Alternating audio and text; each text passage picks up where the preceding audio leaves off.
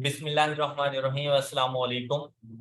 आज के लेक्चर में हम लोग डिस्कस करने वाले हैं impairment of assets IAS 36। Impairment loss को हम लोग रिकॉर्ड करेंगे। बेटा, इम्पेयरमेंट लॉस का ताल्लुक बेसिकली हमारे अकाउंटिंग कॉन्सेप्ट प्रूडेंस के साथ है। तो प्रूडेंस कॉन्सेप्ट हमारे पास क्या होता था कि हम लोगों ने अपनी एसेट्स को ओवरस्टेट नहीं करना। इसी कॉन्सेप्ट को मद्देनजर रखते हुए हम लोग इम्पेयरमेंट ऑफ एसेट्स करते हैं। आप लोगों को याद होगा कि IAS 2 इन्वेंट्री के अंदर आप लोगों की इन्वेंट्री ऑलरेडी अपनी कॉस्ट पे रिकॉर्ड होती रहती है, लेकिन उसके बावजूद हम लोग उसके ऊपर NRV लॉस कैलकुलेट किया करते थे इन्वेंट्री के ऊपर। मतलब इन्वेंट्री के ऊपर इम्पेयरमेंट लॉस का कोई ताल्लुक नहीं है, NRV लॉस उसके ऊपर कैलकुलेट करते थे। और वो भी बिल्कुल ऐसे ही था कि लोअर ऑफ कॉस्ट और NRV उसके ऊपर जाके रिकॉर्ड करते थे। और वहां पर भी प्रूडेंस कॉन्सेप्ट को ही हम लोग ले रहे थे। यहाँ पर भी प्रूडेंस कॉन्सेप्ट को लेकर आगे चलना है हम लोगों ने। कहते हैं the concept of prudence requires that asset must not be overstating and accordingly IAS 36 ensures that an assets carrying amount। अब ओवरस्टेटेड से क्या मुराद है कि भाई आपकी बुक्स में उसकी कैरिंग अमाउंट मौजूद है, उसकी WDV मौजूद है। आप कह रहे हैं कि आपका एक एसेट है जो 100 रुपीज का है, लेकिन आपने फिर उसको कंपेयर करना है उसकी रिकवरेबल अमाउंट के साथ। कंपेयर करना है उसकी, जिस तरह इन्वेंट्री में आप लोग करते थे NRV के साथ कॉस्ट का कंपैरिजन करते थे, यहाँ पर एसेट की कैरिंग अमाउंट का कंपैरिजन करना है उस एसेट की रिकवरेबल अमाउंट के साथ कि फ्यूचर में मुझे इससे कितनी अमाउंट रिकवर हो सकती है। अगर आपके पास रिकवरेबल अमाउंट कम हो जाए तो जितनी कैरिंग अमाउंट से कम होगी रिकवरेबल अमाउंट, वो आपके पास इम्पेयरमेंट लॉस बन जाता है। मतलब अगर आपके पास एक एसेट की कैरिंग अमाउंट है 100, तो आपने बस ये बात इंश्योर करनी है कि आपकी कैरिंग अमाउंट कभी भी रिकवरेबल अमाउंट से ज्यादा नहीं होनी चाहिए। आपकी एसेट्स की कैरिंग अमाउंट कभी भी इसकी रिकवरेबल अमाउंट से ज्यादा नहीं होनी चाहिए। मतलब अगर हमारे पास कैरिंग अमाउंट मौजूद है 100 की, रिकवरेबल अमाउंट हमारे पास आ जाती है 120, आपको कुछ करने की जरूरत नहीं है क्योंकि आपकी कैरिंग अमाउंट कम है और आपने एसेट को ओवरस्टेट नहीं करना था, तो आपका एसेट ओवरस्टेट नहीं है। लेकिन अगर ऐसी सिचुएशन आ जाए कि आपके पास कैरिंग अमाउंट 100 है, लेकिन उस एसिड की रिकवरेबल अमाउंट आपके पास 80 आ गई है। अब देखिए कैरिंग अमाउंट एक्सीड कर गई रिकवरेबल अमाउंट से, तो जितनी अमाउंट से एक्सीड कर जाएगी हमारी कैरिंग अमाउंट रिकवरेबल अमाउंट से, वो इंपेयरमेंट लॉस कहलाएगा। और हम अपने एसिड को लेकर आ जाएंगे 100 से 80 पर, तो 20 का इंपेयरमेंट लॉस हम लोगों ने रिकॉर्ड कर देना है। ये बात क्लियर होगी सब बच्चों को। अब यहां पर देखें, ensures that an asset carrying amount must not exceed its, और इसी डिफरेंस को हम लोग इंपेयरमेंट लॉस कहते रहते हैं। Therefore IAS 36 requires that if an asset's carrying amount exceeds its recoverable amount, then it is written down to recoverable amount। अगर carrying amount ज्यादा है रिकवरेबल अमाउंट से, तो आपने उसको उसकी रिकवरेबल अमाउंट तक राइट डाउन कर देना है बाय रिकॉग्नाइजिंग इंपेयरमेंट लॉस, और आपने इतना इंपेयरमेंट लॉस रिकॉर्ड करना है। अब हम लोग जाके देखते हैं कि जो वर्ड्स हम लोग यूज कर रहे थे, कैरिंग अमाउंट का तो हमें पता है किसी भी एसेट की कैरिंग अमाउंट क्या होती रहती है, कॉस्ट माइनस एक्यूमुलेटेड डेप्रिसिएशन, ये उसकी कैरिंग अमाउंट होती रहती है। देखिए कैरिंग अमाउंट के बारे में, is the amount at which an asset is recognized after deducting any accumulated depreciation या amortization and accumulated impairment losses। अगर इससे पहले भी किसी किस्म के कोई accumulated impairment losses हैं, तो वो माइनस कर दो उसकी कॉस्ट में से, तो आपके पास आ जाएगी उस एसेट की कैरिंग अमाउंट। इम्पेयरमेंट लॉस क्या होता है, is the amount by which the carrying amount of an asset exceeds its recovery। जितनी अमाउंट से हमारी कैरिंग अमाउंट अपनी रिकवरेबल अमाउंट से एक्सीड कर गई है, वो एक्सेस अमाउंट इम्पेयरमेंट लॉस कहलाता है। जैसे अभी हमने एग्जांपल दी 100 कैरिंग अमाउंट, रिकवरेबल अमाउंट 80, तो कैरिंग अमाउंट कितनी ज्यादा है रिकवरेबल अमाउंट से? 20 ज्यादा है, ये 20 हमारे पास इंपेयरमेंट लॉस के तौर पर आ जाएगा, राइट। नेक्स्ट देखें, हमने कहा कि आपने रिकवरेबल अमाउंट का कंपैरिजन करना है। यहां पर देखें इंपेयरमेंट लॉस में भी यही कह रहे थे, रिकवरेबल अमाउंट। तो रिकवरेबल अमाउंट क्या है? Recoverable amount basically higher of, अब दो चीजों का कंपैरिजन करना है। जिस तरह से एनआरवी की कैलकुलेशन में आप लोग क्या करते थे, एस्टिमेटेड कॉस्ट टू सेल, इसी तरह से estimated selling price less estimated cost to sell less estimated cost to complete. इसी तरह से यहां पर रिकवरेबल अमाउंट को फाइंड करने के लिए आप लोगों ने दो चीजों का कंपैरिजन करना है रिकवरेबल अमाउंट के लिए। पहली चीज आपके पास मौजूद है fair value less cost of disposal, ये एक ही चीज है। फेयर वैल्यू मतलब उस एसिड की आपने जिस दिन इंपेयरमेंट लॉस की टेस्टिंग करनी है आप लोगों ने, मतलब at the end of the accounting period, उस दिन उस एसिड की fair value less cost of disposal. क्या अगर उस एसिड की सपोज फेयर वैल्यू है 110 और हमें पता है कि इसके ऊपर 20 रुपीज का डिस्पोजल कॉस्ट है, इसको सेल करने की कॉस्ट है, कमीशन पे करना है, ट्रैवलिंग कॉस्ट है, तो हमारे पास नेट अमाउंट कितनी आ जाएगी 90। तो ये हमारे पास आता है fair value less cost of disposal, ये हमारे पास 90 आ गई। एंड और दूसरी जो चीज आपने ये इसमें देखनी है वो है value in use, value in use. अब वैल्यू इन यूज आपके लिए न्यू कॉन्सेप्ट होना है, बेसिकली न्यू नहीं है, ये ओल्ड कॉन्सेप्ट ही है। आप लोगों ने पीआरसी के अंदर क्वांटिटेटिव मेथड में नेट प्रेजेंट वैल्यू पढ़ी थी।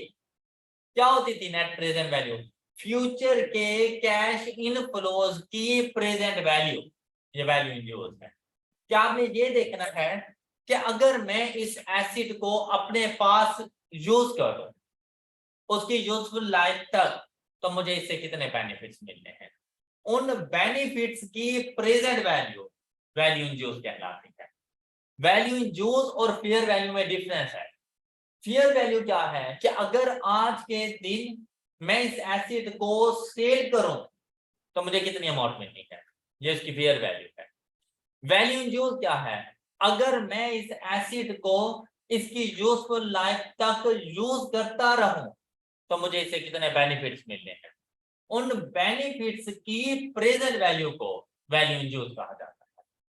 क्लियर? जैसे रेंटल इनकम, कि एक बिल्डिंग है उसे रेंटल इनकम हमें अर्न हो रही है, तो हर रेंट तो फ्यूचर में रिसीव होता जाएगा, तो फ्यूचर के 1 रुपीज की वैल्यू आज के 1 रुपीज की वैल्यू के इक्वल नहीं है। तो हम लोग उन फ्यूचर के कैश इनफ्लोज की प्रेजेंट वैल्यू को फाइंड करेंगे, और वो बिल्कुल वैसे ही जैसे हम लोग डिस्काउंटिंग फैक्टर अप्लाई किया करते थे, डिस्काउंटिंग फैक्टर अप्लाई करके हमने उनकी प्रेजेंट वैल्यू फाइंड कर लेंगे, वहां से हमारे पास वैल्यू इन यूज आ जाएगी। आपने इन दो चीजों का कंपैरिजन करना है अपने पास, और इसमें से जो हायर अमाउंट होगी वो आपके एसिड की रिकवरेबल अमाउंट बन जाती है। ओके ओके, और इस रिकवरेबल अमाउंट का कंपैरिजन आपने किसके साथ जाके करना है? Carrying amount of acid. अब अगर कैरिंग अमाउंट एक्सीड कर गई है तो इंपेयरमेंट लॉस है, लेकिन अगर कैरिंग अमाउंट कम है तो कोई इंपेयरमेंट लॉस नहीं है। डन हो गई ये बात। नेक्स्ट देखें, वैल्यू इन यूज कहते हैं is the present value of future cash flows net expected to be driven from an asset including its eventual disposal। क्या अगर मैं इसको डिस्पोज करूं तो सेल प्रोसीड्स आते हैं, तो सेल प्रोसीड भी तो हमारे पास कैश इनफ्लो ही है, उसकी भी प्रेजेंट वैल्यू, साथ में कैश फ्लोज के साथ नेट कवर्ड यूज किया गया है। मतलब आपने सिर्फ अपने बेनिफिट्स कैश इनफ्लो नहीं देखना, आपने कैश आउटफ्लो भी देखना है। अक्सर ऐसा होता रहता है कि अगर आज के दिन 100 रुपीज अर्न करने के लिए मैंने 20 रुपीज एक्सपेंस किया, तो बेसिकली मेरा कैश का फ्लो 80 रुपीज का है, मैं 80 की प्रेजेंट वैल्यू फाइंड करूंगा ना के 100।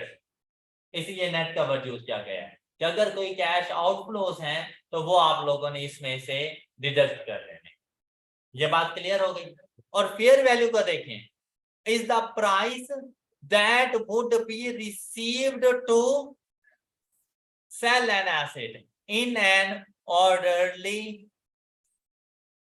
Transaction between market participant at its measurement date. जिस दिन आप उसको कैलकुलेट कर रहे हो इम्पेयरमेंट लॉस को, उस दिन अगर इस एसेट को सेल करें तो हमें कितनी अमाउंट रिसीव होगी, उसे फेयर वैल्यू कहा जाता है। जबकि वैल्यू इन यूज हमारे पास क्या थी, प्रेजेंट वैल्यू ऑफ, मतलब सेल ना करो, उसको इस्तेमाल करो और उससे जो बेनिफिट्स आए उनकी प्रेजेंट वैल्यू। ये दोनों में डिफरेंस है। ये बात क्लियर हो गई। कहते हैं कॉस्ट ऑफ डिस्पोजल क्या होती है। कॉस्ट ऑफ डिस्पोजल और incremental cost directly attributable to disposal of an asset excluding finance cost and income tax expenses। किसी किस्म के टैक्सेस हैं, इंटरेस्ट वगैरह है, वो आप लोगों ने शामिल नहीं करना। लेकिन अगर कोई ट्रांसपोर्टेशन कॉस्ट है, किसी किस्म का कोई कमीशन पे कर रहे हो, वो आपकी डिस्पोजल कॉस्ट है। डेफिनेशन में कोई इशू। अब चलते हैं जरा इनके एग्जांपल्स की तरफ। एग्जांपल नंबर 1 कहते हैं calculate recoverable amount, impairment loss अगर कोई है तो, and carrying amount after impairment review. अब an asset has carrying amount of rupees 530,000, its value in use is fair value less cost of disposal is। अब देखें, ये कैरिंग अमाउंट है हमारे पास 530 और रिकवरेबल अमाउंट की अगर बात करें तो recoverable amount higher of value in use and fair value less cost of disposal. तो इसमें से कौन सी बनेगी, 500 बनेगी। ये इसकी रिकवरेबल अमाउंट है और इसकी कैरिंग अमाउंट क्या है, तो इम्पेयरमेंट है कितनी अमाउंट है, 30,000।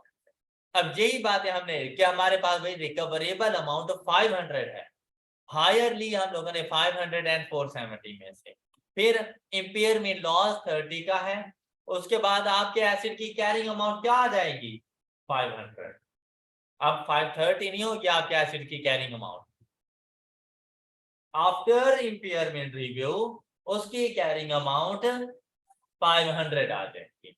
530 माइनस 30,000 का जो लॉस आया, मतलब अपनी रिकवरेबल अमाउंट के ऊपर वो आ जाएगा। तो carrying amount after impairment review is rupees 500,000। All clear. Example number 2 को देखें, calculate recoverable amount, impairment loss, carrying amount after impairment review. Same question, लेकिन अब देखें यहाँ पर carrying amount 490, value in use 500। अब जैसे ही अगर आप ये देख लें रिकवरेबल अमाउंट में कि fair value less cost of disposal या वैल्यू इन यूज में से कोई भी एक वैल्यू कैरिंग अमाउंट से एक्सीड कर गई, कोई इम्पेयरमेंट नहीं है, फिर दूसरी को फाइंड करने की जरूरत नहीं है। अब जैसे ही मैंने ये देखा ना कि वैल्यू इन यूज मेरे पास 500 है, मुझे fair value less cost of disposal की जरूरत नहीं है, क्योंकि अगर वो सपोज कम हो तभी तो मैंने 500 लेना था, और मेरी कैरिंग अमाउंट इससे कम है, इम्पेयरमेंट है ही नहीं। और अगर सपोज ज्यादा भी हो इम्पेयरमेंट तो फिर भी नहीं है, मेरा एसेट उसकी अपनी अमाउंट पे रहेगा। ये बात समझ आ गई आप लोगों को? नहीं नहीं नहीं, ऐसा नहीं है। एसेट को उसकी कैरिंग अमाउंट पे रखो या रिकवरेबल अमाउंट पे रखो, अगर वो कैरिंग अमाउंट से कम है तो, अगर ज्यादा है कुछ भी नहीं करता। राइट, इम्पेयरमेंट लॉस है, इम्पेयरमेंट गेन नहीं है। अच्छा अब देखें यहाँ पे, तो ये fair value less cost of disposal is 470। अब भी तो कैरिंग अमाउंट है 490, लेकिन आप देखें यहाँ पर रिकवरेबल अमाउंट क्या होगी हमारे पास 500। क्या इम्पेयरमेंट है, कोई इम्पेयरमेंट नहीं है, तो आफ्टर इम्पेयरमेंट एसिड कौन सी अमाउंट पर रिकॉर्ड रहेगा, 490, जिस पर वो पहले से रिकॉर्ड था। राइट, ये देखें, अब ये सोल्यूशन आपको समझ आ जाएगा।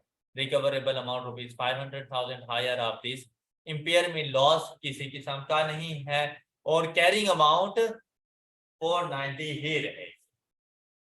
ओके हो गई ये कॉन्सेप्ट। नेक्स्ट देखें इसका स्कोप, IS 36 इम्पेयरमेंट लॉस का स्कोप, इसको जरा एक बार पहले रीड करो।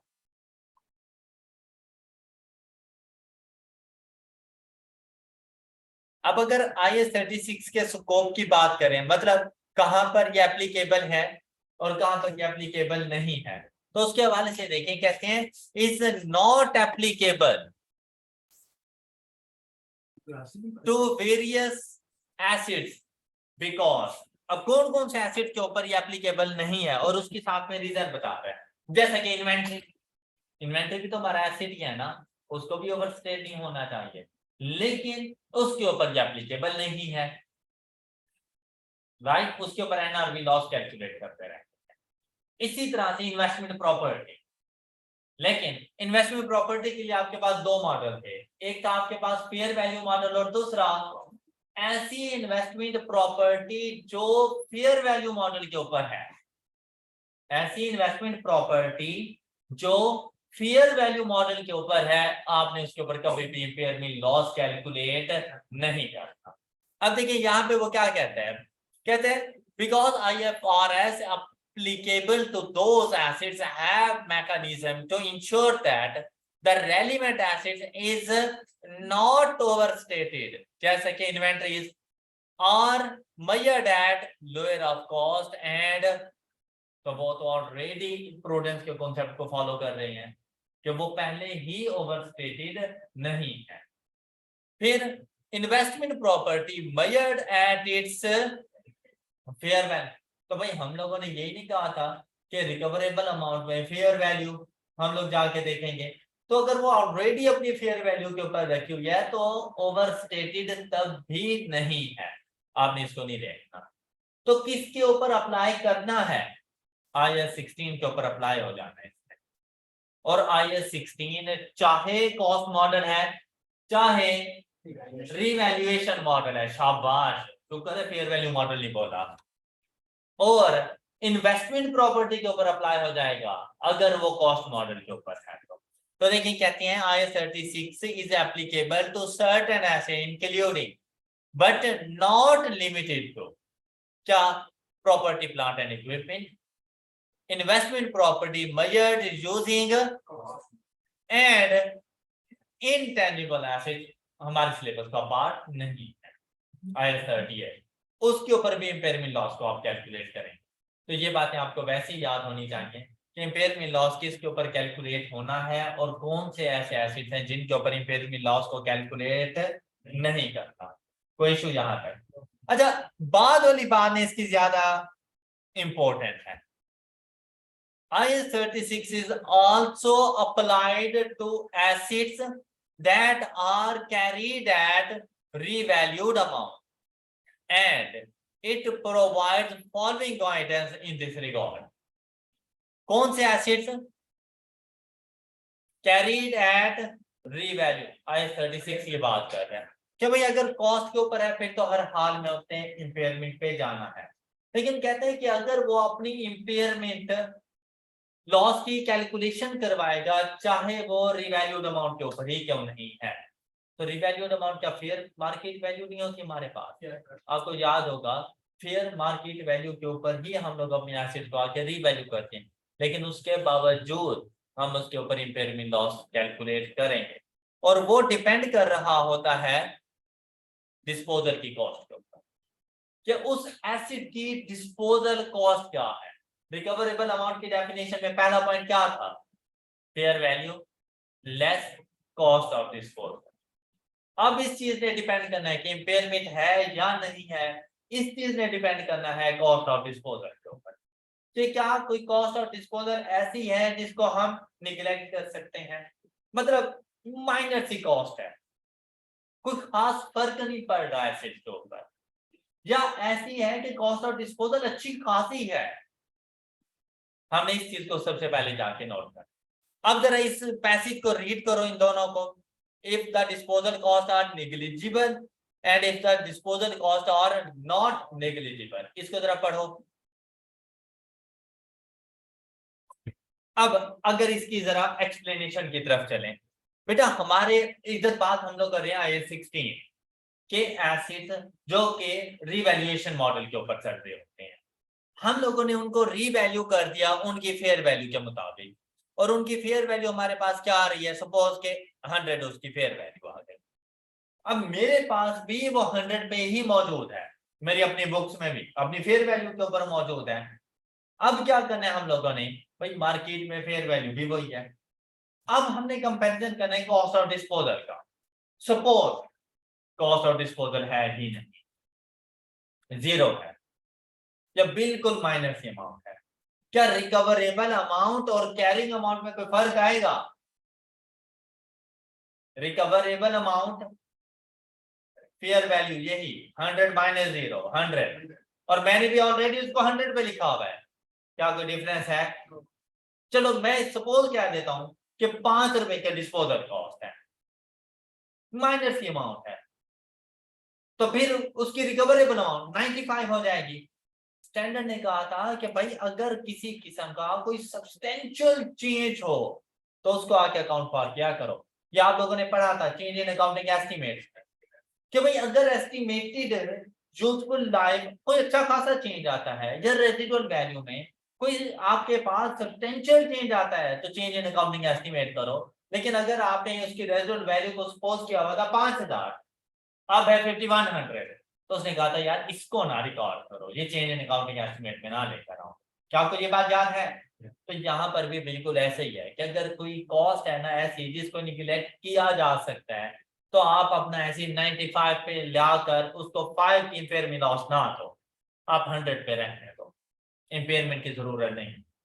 लेकिन अगर कॉस्ट आ रही है 20 रुपए, आपने उसको फेयर वैल्यू पे रिकॉर्ड किया हुआ है 100 पे, जबकि उसकी रिकवरेबल अमाउंट आ रही है 100 माइनस 20 80, कहता है अब इम्पेयरमेंट करो इसकी। Got it? अब दोबारा से देखो इसको, कहता है इफ द डिस्पोजल कॉस्ट और negligible, the recoverable amount of the revalued asset is necessarily close to or greater than its revalued amount. Clear? तो फिर in this case after the revaluation requirement have been applied, तो इसके लिए हम लोग revaluation कर चुके हैं, उसको रिवैल्यूड अमाउंट के ऊपर ला चुके हैं। अब क्या करना है, it is unlikely that the revalued asset is impaired and recoverable amount needs not be estimated। तो कहता है ऐसी सिचुएशन में आपको उसके रिकवरेबल अमाउंट को एस्टिमेट करने की जरूरत नहीं है, क्योंकि अगर कॉस्ट ऑफ डिस्पोजल निग्लिजिबल है तो उसकी रिकवरेबल अमाउंट उसकी कैरिंग अमाउंट के करीब करीब ही होती है, और उसको उसकी फेयर वैल्यू तक रिवैल्यूएशन मॉडल के जरिए आप लोग पहले ही ला चुके हैं, बस वो ही अप्लाई करो, इम्पेयरमेंट लॉस को अप्लाई करने की जरूरत नहीं। लेकिन अगर cost of disposal not negligible है, the fair value less cost of disposal of the revalued asset is necessarily less than its fair value थी 120 रुपीज की कॉस्ट ऑफ डिस्पोजल है, तो मेरे पास उसकी रिकवरेबल अमाउंट 80 आ गई। अब वो फेयर वैल्यू तक तो पहुंच गया 100 पर रिवैल्यूएशन मॉडल के जरिए, लेकिन उसको 80 तक कौन लेकर आएगा? Impairment loss. ओके, क्लियर है ये बात? नेक्स्ट देखें, therefore the revalued asset will be impaired if its value in use is less than its revalued amount। in this case after the revaluation requirements, मतलब आप पहले उसको फेयर वैल्यू पर लेकर जाओ, रिवैल्यूएशन रिक्वायरमेंट्स पूरी करने के बाद have been applied, an entity applies IAS 36 to determine whether the asset may be impaired। क्या आप लोगों को ये बातें समझ आ चुकी हैं? इसको समझने के लिए हम लोग चलते हैं इस एग्जांपल की तरफ। एग्जांपल नंबर 3, अब क्या कहते हैं, discuss whether IAS 36 need to be applied and calculate impairment loss if any. पहले इस स्टैंडर्ड को ना IAS 16 के साथ मर्ज करके दिया जाता था, और अभी भी अक्सर ऐसा ही किया जाता है, लेकिन लास्ट कुछ अटेम्प्ट से ना IAS 36 का बिल्कुल सेपरेट क्वेश्चन आता है। और ये सेपरेट क्वेश्चन 7 to 8 मार्क्स का होता है, और अगर आप चाहें तो 100% मार्क्स इसके सिक्योर कर सकते हैं, आपका पेपर इजीली पास हो जाएगा। अब यहाँ पर देखें, कहते हैं consider the following 3 independent scenarios related to revalue rate. अब तीनों को अलग अलग हम लोगों ने देखना है, क्या क्या चीजें गिवन है। कैरिंग अमाउंट बता दी, और ये कैरिंग अमाउंट क्या है उसकी फेयर वैल्यू। कहते हैं कॉस्ट ऑफ डिस्पोजल और वैल्यू इन जूल्स, cost of disposal and value. अब यहां पर देखें भाई, कैरिंग अमाउंट है 500, मतलब उसकी फेयर मार्केट वैल्यू 500 है हमारे पास। कॉस्ट ऑफ डिस्पोजल को निगलेक्ट कर सकते हैं हम लोग, निगलेजिबल कॉस्ट ऑफ डिस्पोजल, जबकि उसकी वैल्यू इन जूल्स कितनी है 600। क्या कोई इंपेयरमेंट होगी? नहीं होनी इंपेयरमेंट, इंपेयरमेंट नहीं होनी। देखो वैल्यू इन जूल्स 600 है, हमारी कैरिंग अमाउंट से ज्यादा है, किसी किस्म की कोई, मुझे कॉस्ट ऑफ डिस्पोजल निगलेजिबल है या नहीं है देखने की जरूरत ही नहीं। अब सपोज कॉस्ट ऑफ डिस्पोजल का ताल्लुक किस चीज से है, fair value less cost of disposal, तो ऐसे समझ लो जैसे 500 फेयर वैल्यू और कॉस्ट ऑफ डिस्पोजल नील है, तो 500 आगे fair value less cost of disposal, 600 है वैल्यू इन जूल्स। इन दोनों में से किसको चूज करूंगा रिकवरेबल अमाउंट के लिए? 600 को, जबकि कैरिंग अमाउंट ही 500 है। क्या कोई इंपेयरमेंट है? किसी किस्म की कोई इंपेयरमेंट, राइट। अब देखो जरा इधर, carrying amount 500, fair value less cost of disposal 500, value in जूल्स से रिकवरेबल अमाउंट 600, तो इंपेयरमेंट नहीं है। क्यों? Recoverable amount is greater than carrying amount. तो अगर इंपेयरमेंट लॉस कब होता रहता है?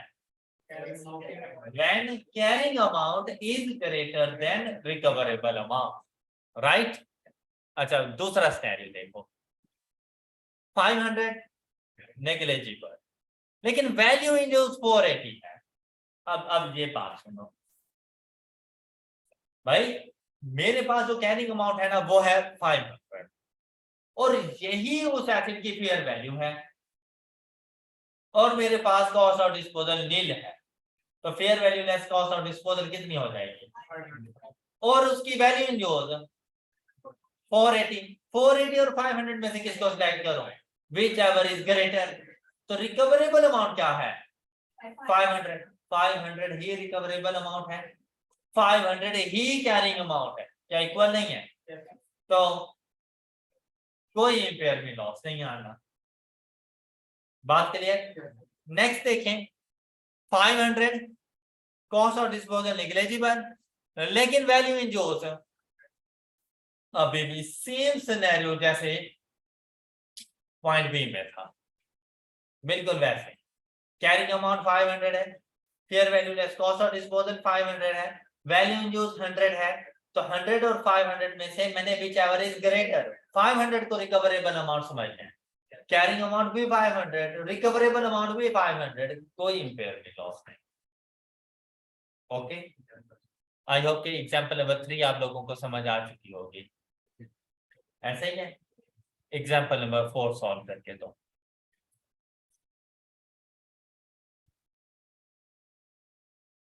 अब अगर इस क्वेश्चन में देखें ना तो कॉस्ट ऑफ डिस्पोजल से दे दिया, बाकी सारा सिचुएशन बिल्कुल सेम रखी हुई है। जहां पे पहले उसने निग्लिजिबल लिखा हुआ था ना, वहां पर अब आकर उसने 50 लिख दिया है।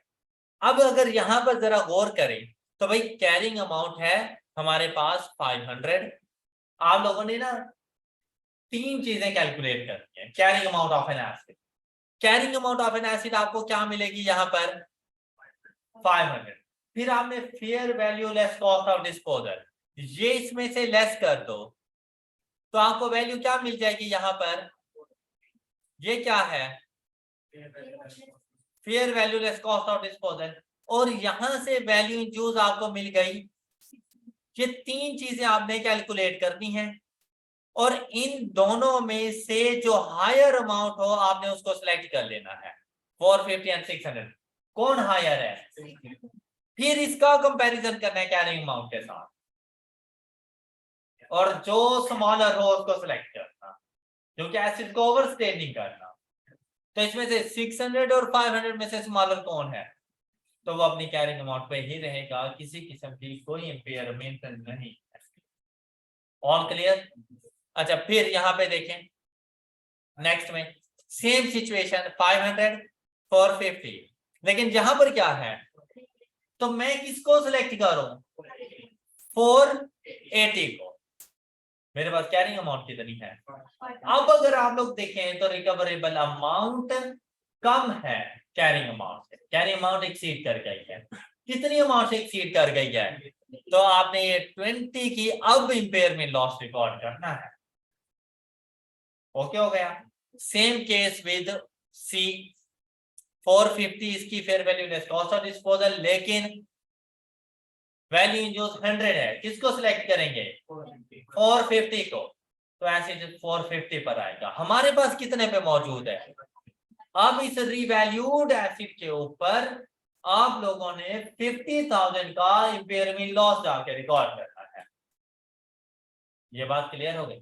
और इंपेयरमेंट लॉस की बेटा रिकॉर्डिंग बिल्कुल वैसे होती है जैसे कि हम रिलेटेड डेप्रिसिएशन या डेप्रिसिएशन एक्सपेंस को रिकॉर्ड करते हो।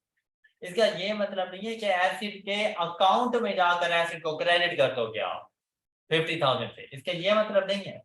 इसका मतलब है जिस तरह आप डेप्रिसिएशन एक्सपेंस को एक्यूमुलेटेड डेप्रिसिएशन में लिखते हो, इसी तरह से इंपेयरमेंट लॉस को भी अलग से एक्यूमुलेटेड इंपेयरमेंट लॉस के अकाउंट में लिखोगे। अब जब कैरिंग अमाउंट आपने फाइंड करनी होगी तो 500 carrying amount less accumulated depreciation अगर कोई है तो लेस एक्यूमुलेटेड लॉस, ये जो 50 का आया, तो देखो ऑटोमेटिकली 450 पे आपका एसिड आ जाएगा। ओके हो गया। मतलब एसिड के अकाउंट में से आपने इसको लेस नहीं करना, इसके लिए अलग से अकाउंट बनाया जाता है, बिल्कुल वैसे ही जैसे डेप्रिसिएशन एक्सपेंस का अकाउंट बनता है, और वो फिर एक्यूमुलेटेड डेप्रिसिएशन में जाता है, तो ये भी एक्यूमुलेटेड इंपेयरमेंट लॉस के अकाउंट में चला जाएगा। डन। एक्यूमुलेटेड इंपेयरमेंट लॉस, ये इंपेयरमेंट जिस तरह depreciation expense to accumulated depreciation, इसी तरह impairment loss to accumulated impairment loss. जी अब आ जाए बेटा identifying an asset that may be impaired. ये हमारे पास आ गई हैं कंडीशंस। हम लोगों ने आइडेंटिफाई करना है ऐसे एसिड्स को जिन पर इंपेयरमेंट लॉस हो सकता है, और उनमें सबसे पहले क्या आ जाता है हमारे पास, constraints. IS 36 does not require to test every acid for impairment in each period, as it is usually not practical to determine recoverable amount of every acid due to time constraints. Constraints से मुराद होते हैं limitation, चाहे 36 के ऊपर limitation कौन सी लगी हुई है, और दूसरा कॉस्ट कॉन्स्ट्रेंट्स कि उसके ऊपर फ्यूचर में कॉस्ट कितनी आनी है, क्योंकि हम लोगों ने तो नेट कैश फ्लोज लेने होते हैं। तो कहते हैं बात ऐसा नहीं है कि IS 36 आपसे ये कहे, जैसे IS 40 क्या कहता था कि अगर इवैल्यूएशन मॉडल है तो अपनी तमाम इन्वेस्टमेंट प्रॉपर्टी के ऊपर इवैल्यूएशन मॉडल अप्लाई करना, ऐसा ही था ना। IS 16 क्या कहता था कि डेप्रिशिएट करने लगे हो तो फिर अपनी तमाम क्लास ऑफ एसिड को डेप्रिशिएट करना। IS 36 ये नहीं कहता। IS 36 ये नहीं कहता कि आप अपने तमाम एसिड को हर साल जाकर इंपेयर करो, क्योंकि उसे पता है कि बाज औकात एसिड की रिकवरेबल अमाउंट को डिटरमिन करना इजी नहीं होता। क्यों नहीं इजी होता? टाइम कॉन्स्टेंट्स की वजह से और कॉस्ट कॉन्स्टेंट्स की वजह से। कॉस्ट की लिमिटेशन हो सकती हैं, टाइम की लिमिटेशन हो सकती हैं, कि उसने हमें कब तक बेनिफिट देने हैं, कौन सी अमाउंट्स के टाइम बेनिफिट देने हैं, इस चीज का हमें आइडिया सही से नहीं होता। ये बात क्लियर। फिर requirement, an entity shall assess at the time of each reporting period whether there is any indication that an acid may be impaired. कहते हैं वैसे आप इंपेयरमेंट टेस्ट हर साल ना करो, लेकिन आपको अगर किसी किस्म की कोई इंडिकेशन मिल जाए किसी भी रिपोर्टिंग पीरियड में कि ये एसिड इंपेयर्ड होने वाला है, तब जाके इंपेयरमेंट टेस्ट जरूर परफॉर्म करना। If any such indication exists, the entity shall estimate the recoverable amount of the acid. whether there is no indication of impairment, then no further action needs to be taken. भाई आपको ऐसी कोई indication नहीं मिली कि इसकी value use कम हो गई, इसकी fair value less cost of disposal कम हो गई, आपको ऐसी कोई इंडिकेशन नहीं मिली, तो आपने उस एसिड को नहीं छेड़ना, इंपेयरमेंट टेस्ट ही नहीं करना। लेकिन अगर आपको ऐसी कोई इंडिकेशन मिल जाए, ये अभी बताएगा कि वो इंडिकेशन फॉर इंपेयरमेंट कौन कौन सी है, वो इंडिकेशन बताएगा। अगर उनमें से कोई भी ऐसी इंडिकेशन एग्जिस्ट कर जाए, फिर आपने रिकवरेबल अमाउंट की तरफ जाना है, अदरवाइज आपको जाने की जरूरत नहीं, राइट। फिर एक्सपेक्टेशंस, सॉरी एक्सेप्शंस। एक्सेप्शंस इसमें क्या क्या है, irrespective of whether there is any indication of impairment, कहते हैं अब मैंने कहते हैं ऊपर आपको बताया कि अगर किसी किस्म की कोई इंडिकेशन हो तो रिकवरेबल अमाउंट की तरफ जाओ, इम्पेयरमेंट लॉस की टेस्टिंग करो। लेकिन कहता है कि अगर आपको कोई इंडिकेशन मिल भी जाए तब भी एक्सेप्शन है आपके पास, an entity shall also annually test for impairment following assets, कि अगर इंडिकेशंस हैं नहीं है, irrespective of whether there is any indication of impairment, कि चाहे हैं या नहीं है, कुछ एसिड की नेचर ही ऐसी है कि आपने उनके ऊपर इंपेयरमेंट टेस्ट जरूर परफॉर्म करने एनुअल बेसिस पे। कौन कौन से? इंटेंजिबल एसिड, हमारे सिलेबस में नहीं है, okay. Intangible acid not yet available for you, अभी इस्तेमाल में नहीं लाया गया, तो डेप्रिशिएट तो उसी टाइम होता है ना जब अवेलेबल फॉर यूज हो। लेकिन अगर अवेलेबल फॉर यूज नहीं है तो कहते हैं आप लाजिम बात उसको डेप्रिशिएट नहीं कर सकते। लेकिन अगर उसकी वैल्यू में कोई कमी आ गई है, इम्पेयर करो, इम्पेयरमेंट लॉस की तरफ जाओ, उसका इम्पेयरमेंट लॉस जरूर कैलकुलेट करो।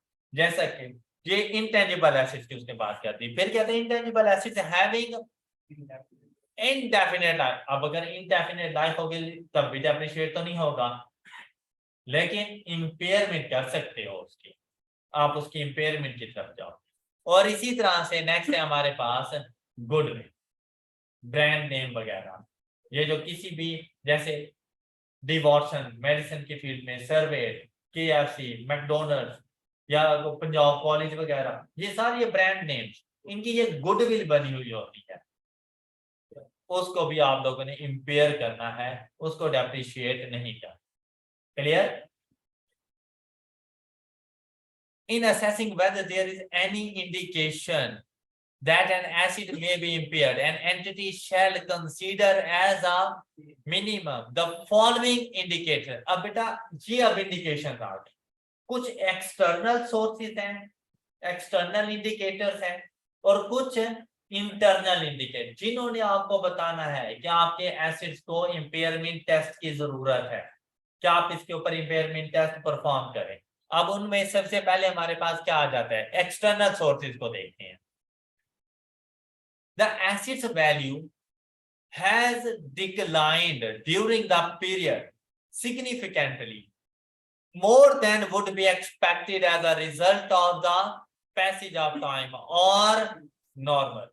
अब जैसे आप लोगों ने देखा आजकल गाड़ियों की प्राइसेस बहुत ज्यादा इंक्रीज कर गए और अनएक्सपेक्टेड इंक्रीज आया है, मतलब जिनके पास गाड़ियां थी उन्होंने भी कभी नहीं सोचा था कि मैं एक 20 लाख की गाड़ी 35 लाख में सेल कर रहा हूँ, अनएक्सपेक्टेड इंक्रीज आया। अब देखो वहां पे इंपेयरमेंट का तो कोई ताल्लुक नहीं, लेकिन जिस तरह से ये अनएक्सपेक्टेड इंक्रीज आ चुका है, इसी तरह से अनएक्सपेक्टेड डिक्रीज भी आ सकता है वैल्यू के अंदर। ऐसा भी हो सकता है कि आपने एक गाड़ी 35 लाख रुपए में परचेज कर ली, मार्केट ट्रेंड ऐसा था, बाद में क्या हुआ, पाकिस्तान को IMF से कर्जा मिल गया, डॉलर की कीमत कम हो गई और गाड़ी वो 35 लाख रुपए की 25 लाख पर आ गई। अनएक्सपेक्टेड डिक्रीज, इंपेयरमेंट की टेस्टिंग करो, क्यों? क्योंकि उसकी value in use fair value कम होती है, तो देखो कि उसके रिकवरेबल अमाउंट क्या है। क्या ये इंडिकेशन समझ आ गई? नेक्स्ट देखें एक्सटर्नल सोर्सेज में, और ये थ्योरेटिकली बहुत इंपॉर्टेंट है, और ऐसा अक्सर होता है कि आपसे पूछ लेते हैं कि एक्सटर्नल एंड इंटरनल सोर्सेज ज्ञान करें, और ये 5 से 6 नंबर का क्वेश्चन है और 3 पूछ लेता है। तो आपको पता होना चाहिए कि एक्सटर्नल तो थ्योरेटिकली ये क्वेश्चन आता है।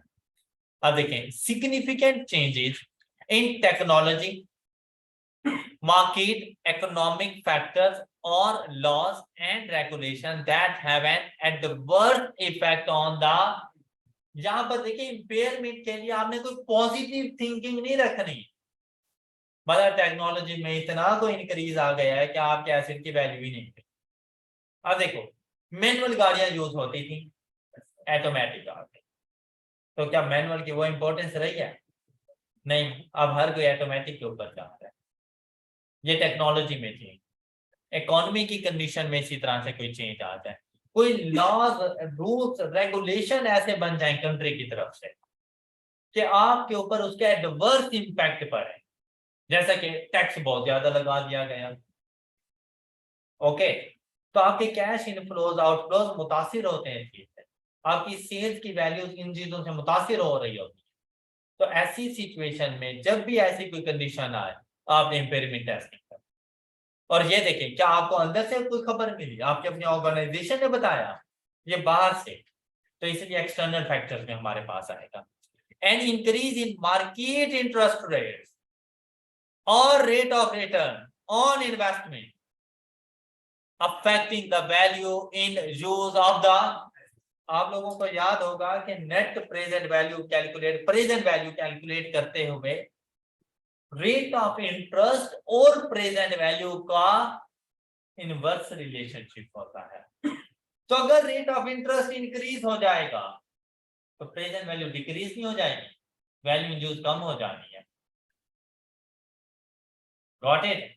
अगर इंटरेस्ट रेट इंक्रीज हो जाएगा तो आपने तो उसी से डिस्काउंटिंग फैक्टर फाइंड करना है ना, जो मार्केट में इंटरेस्ट रेट चल रहा है, तो आपको जो रिटर्न मिलने हैं उनके प्रेजेंट वैल्यू ने डिक्रीज हो जाना है और वो आपकी कैरिंग अमाउंट से कम हो जाएगी, तो आपको उसके साथ साथ फेयर वैल्यू भी उसकी देखनी चाहिए, रिकवरेबल अमाउंट देखो, उसको डिटरमिन करो और इम्पेयरमेंट टेस्ट परफॉर्म करो।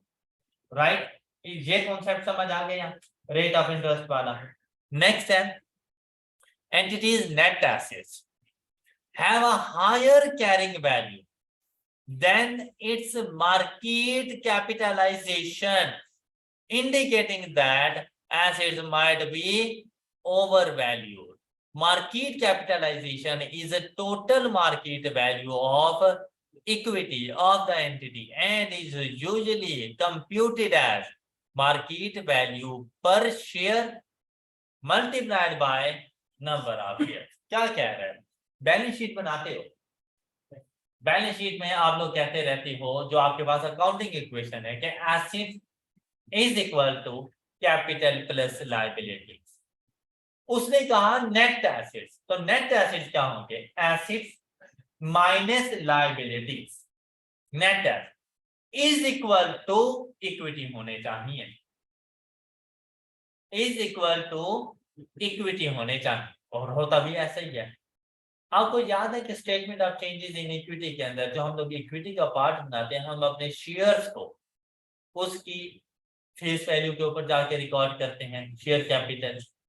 अगर सपोज हम शेयर प्रीमियम भी ले रहे हैं तो शेयर प्रीमियम को अलग से रिकॉर्ड करते हैं।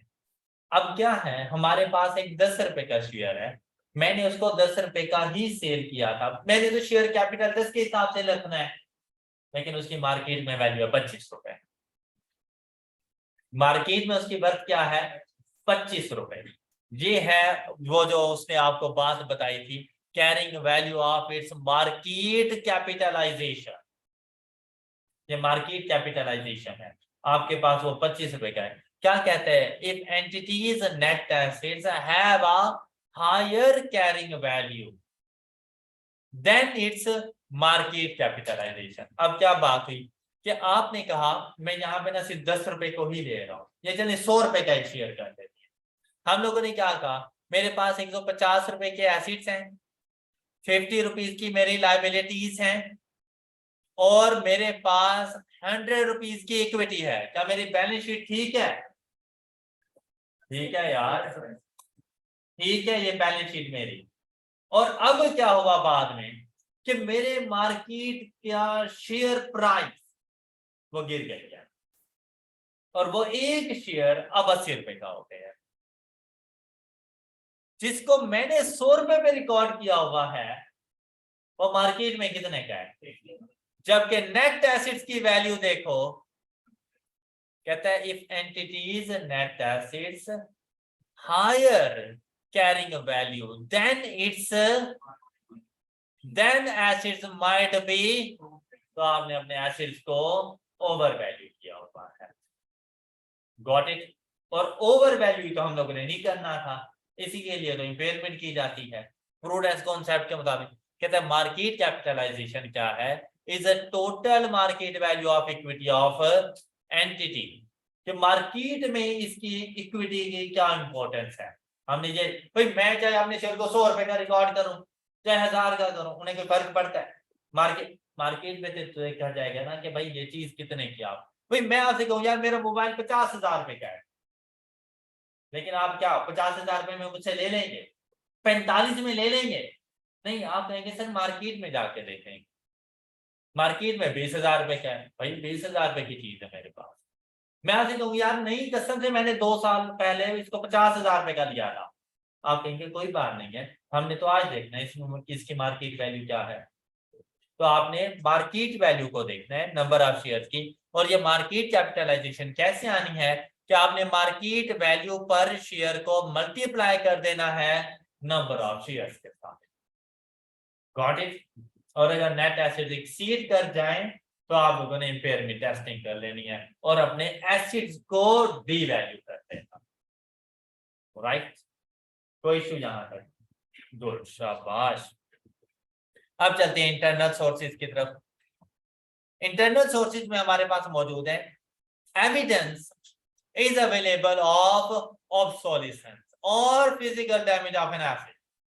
अब आप खुद बताएं, क्या ये बातें आपको बाहर वाले आकर बताएंगे कि आपका एसिड डैमेज हो चुका है, मुबारक हो, आपका एसिड ऑब्सोलीट हो चुका है? आपको खुद इंटरनल फैक्टर्स, आपकी अपनी ऑर्गेनाइजेशन, और आपको अब पता है कि जो चीज अब आपसे डैमेज हो गई है वो आपको फ्यूचर में इतने बेनिफिट्स नहीं देने वाली, तो क्या उसकी वैल्यू यूज कम नहीं हो जाएगी? तो ऐसा नहीं है जैसे आपको रिकवरेबल अमाउंट डिटरमिन करनी चाहिए, डैमेज हो गई है, क्या आपको वही फेयर वैल्यू मिलेगी अगर ये गुड कंडीशन में होती? नहीं, फेयर वैल्यू भी कम हो गई है। क्या रिकवरेबल अमाउंट डिटरमिन करनी नहीं चाहिए आपको? इंपेयरमेंट टेस्टिंग करो। राइट। इसी तरह से next, significant adverse changes including the acid becoming idle, plans to discontinue or restructure the operation to which an acid। भाई अब ये बात भी आपको पता होगी, आपके पास एक एसिड है और वो फारिग रखा हुआ है, आप उसको यूज ही नहीं कर रहे। जब यूज नहीं कर रहे तो क्या बेनिफिट दे रहे हैं? तो वैल्यू यूज कम आएगी। या ऐसा है कि आप उसको रिस्ट्रक्चर कर रहे हैं, आप उससे जो प्रोडक्ट्स पहले बनाते थे अब आपने अपनी प्रोडक्ट्स की जो प्रेफरेंस को चेंज कर दिया है, अब आप कोई और प्रोडक्ट्स बनाने के ऊपर ज्यादा फोकस कर रहे हैं। तो ऐसी सिचुएशन में भी आपके एसिड को इंपेयरमेंट टेस्टिंग की जरूरत है। अगर आपके पास फारिग रखा हुआ है, आपने अपनी ऑपरेशंस को डिसकंटिन्यू कर दिया, जो आप प्रोडक्शन करते थे या जो आप सर्विसेज एक्टिविटीज परफॉर्म करते थे वो आप कर ही नहीं रहे। सपोज कि रेंट आ कार का बिजनेस था, अब आप अपनी कार को रेंट पर नहीं देते, तो क्या आपको इनकम जनरेट होनी है? तो फ्यूचर के कैश इनफ्लोज ही नहीं आने। इसी तरह से restructure the operation to which an asset belong, आपको न्यू प्रोडक्ट बनाने लग गए हैं। राइट। तो ऐसी सिचुएशन में भी आपके कैश इनफ्लोज मुतासिर होते रहते हैं, तो आपने हमेशा रिकवरेबल अमाउंट को डिटरमिन करना है। फिर क्या कहते हैं, significant adverse changes including plans to dispose of an asset before the previously expected date and reassessing the useful life of an asset as finite rather than indefinite. अब क्या है, कहता है कि आपने डिसाइड किया था कि आप इस एसिड को 5 साल के बाद सेल करेंगे और आपने उसको 2 साल बाद सेल कर दिया। भाई कोई तो रीजन होगी ना, मैं एक अच्छी भली चीज को क्यों जाके सेल करूंगा अगर मुझे वो सही से बेनिफिट दे रही है? तो लाजमी बात है कुछ ना कुछ फॉल्ट उसमें आया है। इस वजह से आप उसको जल्दी डिस्पोज कर रही हैं। या आपने कहा कि भाई इसकी इनफाइनाइट लाइफ है, इनडिफाइंड लाइफ है, और अब उसको आप फाइनाइट कर रही हैं, तो उसमें भी कोई ना कोई रीजन तो होगी। तो ऐसी सिचुएशन में भी इंपेयरमेंट की टेस्टिंग कर रहे हैं। जैसे इस सिचुएशन में हमारे पास लैंड आ जाती है, इनडेफिनेट लाइफ में अगर उसको आप फाइनाइट कर देंगे तो ऐसा होता है उसकी जरखेजी में कमी आ रही होती है, बंजर जमीन बन रही होती है वो। तो ऐसी सिचुएशन में आप इंपेयरमेंट है, और अब वो आपको वो बेनिफिट नहीं दे के जाएगा, हो सकता है वो अप्रिशिएट ना हो, तो ऐसी सिचुएशन में इंपेयरमेंट की टेस्टिंग करें। There is evidence that the asset's expected economic performance is or will be worse than expected। अब क्या चीज, क्या हमने एक्सपेक्टेशंस की थी कि इससे हर साल 100 के बेनिफिट्स मिलेंगे, लेकिन मार्केट में कुछ ऐसा एडवर्स चेंज आया, या हमारी सर्विसेज कुछ ऐसी हो गई कि हमें वो बेनिफिट्स नहीं मिल पा रहे जो हम लोगों ने एक्सपेक्ट किए थे। तो ऐसी सिचुएशन में भी आपकी वैल्यू यूज मुतासिर हो जानी है, तो रिकवरेबल अमाउंट को डिटरमिन करो इंपेयरमेंट टेस्टिंग के तरफ जाओगे। कोई ऐसा पॉइंट जो आपको समझ ना आया हो? यहाँ तक इंडिकेशंस क्लियर है? अब आप लोगों ने इसकी इंडिकेशन को बहुत अच्छे तरीके से याद करके आना है, और ये सारी इंडिकेशन 4 पॉइंट्स ये आप लोगों के फिंगर टिप्स के ऊपर होने चाहिए। Clear? That's all for today. अपना बहुत सा ख्याल रखिएगा, नेक्स्ट लेक्चर में मिलेंगे। अल्लाह हाफिज।